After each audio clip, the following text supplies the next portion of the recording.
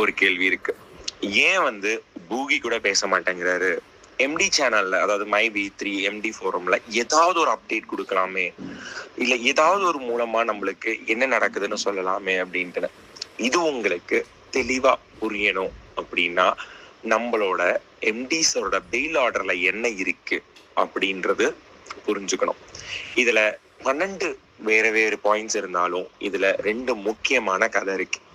என்ன அப்படின்னா, குற்றம் சாட்ட நபர் குற்றம் சாட்டப்பட்ட தொடர்பு ஆன விஷயங்களை செய்யக்கூடாது.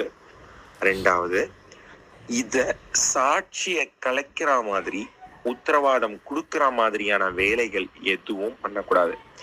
இந்த 2 காரணம் இருப்பதனால சார் நான் நல்லா இருக்கேன், கவலைப்படாதீங்க, கம்பெனி சீக்கிரமா ஸ்டார்ட் பண்ணிடுவோம் அப்படின்ற வார்த்தைகளோ இல்ல உத்தரவாதம் கொடுக்கிற மாதிரியான வார்த்தைகள் எது கொடுத்தாலும் நம்ம இத்தனை வருஷம் காத்திருந்தது வீணாக போயிடும். அதனாலதான் கம்பெனி சைட்ல இருந்து அமைதி காக்குறாங்கன்றது என்னோட கருத்து. நன்றி.